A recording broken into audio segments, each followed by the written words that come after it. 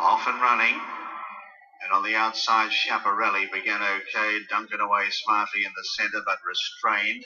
Going on is All the Aces in the early stages. In fact, Duncan just fighting for his head in the early stages. Then Roller, and now Schiaparelli going on the outside. So Schiaparelli, the early leader by 2 lengths.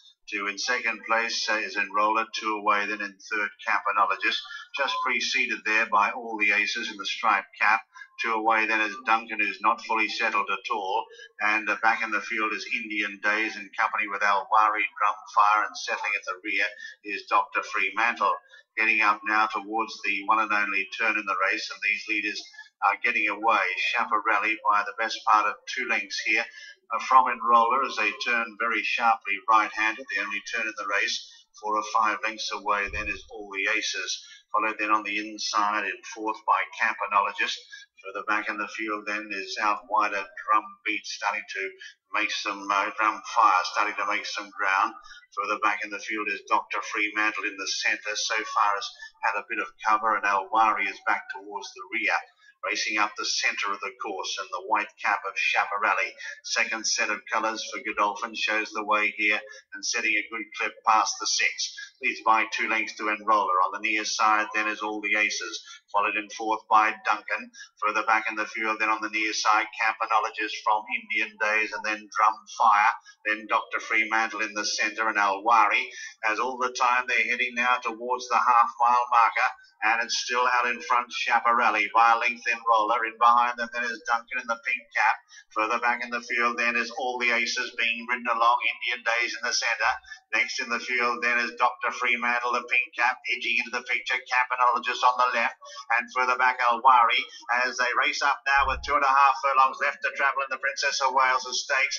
And out in front here, Schiaparelli still there from Dr. Fremantle, who's now produced on the far side by Ryan Moore. They're followed by Indian Days and then Enroller. Further back then is Alwari running on well as they race up with a furlong to go now. Schiaparelli the near side being tackled now by on the far side Dr. Fremantle. Alwari had to be switched. Dr. Fremantle takes it up with 100 yards left to go. What a ride by Ryan Moore as Dr. Fremantle goes on to win it from Schiaparelli second, Alwari third. And further back in the field then, behind them is Enroller. He's put his best foot forward today. Dr. Fremantle has won under a good ride from Ryan Moore. Excellent effort from the Godolphin second string, Schiaparelli. Simon Crisford didn't fancy him one iota when he spoke to us earlier on the programme, but he has performed with much more credit than his stable companion Campanologist. How unlucky was the 3-year-old Alwari? Had an absolutely awful passage through up against the rail, was brought into the race with a perfectly timed challenge by Richard Hills, who had bags of room in fairness. Yeah. He could no way have predicted that gap was going to shut. No, really unlucky Richard Hills. I'm sure the forums will be full of how it was his fault, but he could not possibly have predicted that Schiaparelli would hang on to the rails in such dramatic fashion. He had nowhere to go. By the time he extricated himself, Dr. Fremantle, who was idling in front, giving Schiaparelli another chance, Dr. Fremantle had gone, and poor old Hills was left gasping because he surely would have gone very, very close. He's beaten just over a length, and we'll see the head on in a minute. It'll make it gruesome watching for those who backed Alwari and for the connections. Alwari has shown himself a 3-year-old of considerable talent here, I think. And he's a horse that you need to be looking out for the rest of the season. Look at him here, left. He's got the Red Sea there opening up for him against the rail. There's no way he could have anticipated. Look where Schiaparelli is, white cap, hanging into Durkin's whip. And Schiaparelli's come right across and completely murdered it. There was nowhere for him to go, was there?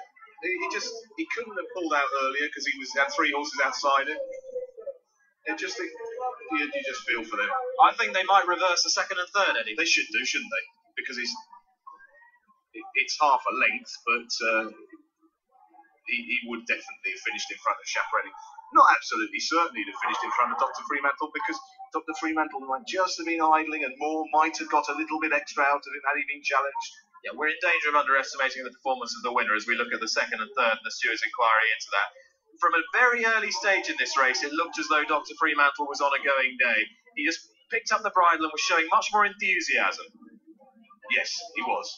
I'm not sure he was favoured by coming up the far side of the track. That's another matter. But Schiaparelli Well, a Group 1 performer abroad has shown that he's got what it takes here, because he was apparently unfancy for this. He's run a storming race from the front, and I rather think that the Godolphin might go back with campanologists and think, we don't want to do this again with him. He seems to be much happier when he gets out in front on his own. Today they dropped him in. They let Schiaparelli set the pace, closely tracked by Enrola. Enrola, do you think he chased the pace too hard? It's difficult to say that given the fact that Schiaparelli's hung on for second. No, you can't say that. I think Martin Dwight did the right thing, because he was probably expecting Ted Durkin to drop anchor at some stage. So he was in the right place to strike in case the race developed tactically. Trainers here, Sir Michael Stout, many congratulations. Thank you very much. He seemed to bring his A game today. Yeah, I suppose the only bad race he's ever run is Hardwick. It was a strange sort of race, wasn't it? So I suppose he probably needed the run a little bit when he won the Huxley at Chess. No, I think that he just missed the beat coming out of the gate. Ryan had to rev him up to get a position, and he ran a bit too keen. You've always thought quite a bit of him. He certainly has. I'm going to let you go and see him in, and I'll catch up with Sir Michael in a little while. But we're back to the race.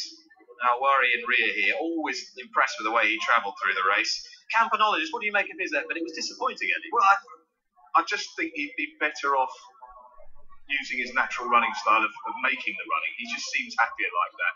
They tried different tactics here.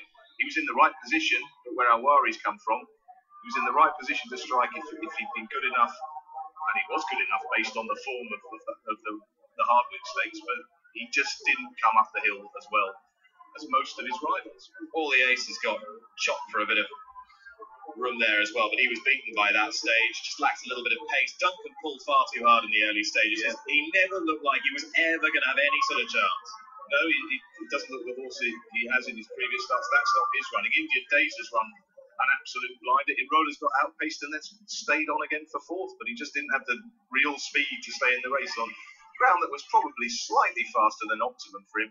All the aces, he couldn't find much on this faster ground, and he got badly buffeted in the Schmozzle as campanologists and Enrola were weakening. If they don't reverse the second and third, then there'll have to be an inquiry into the inquiry.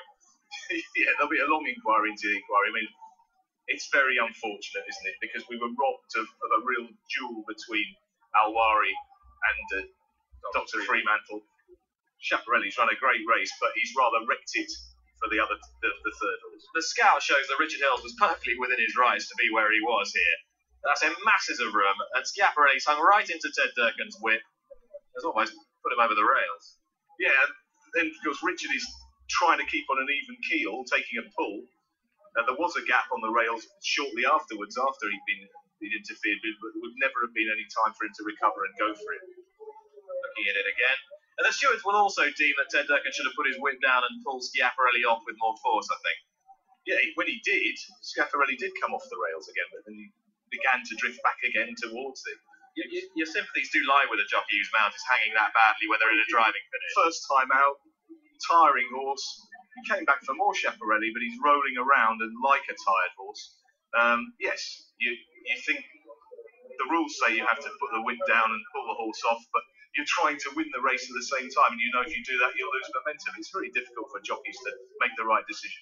So Michael Stout and Ryan Moore strike in the day's feature race with Dr. Fremantle.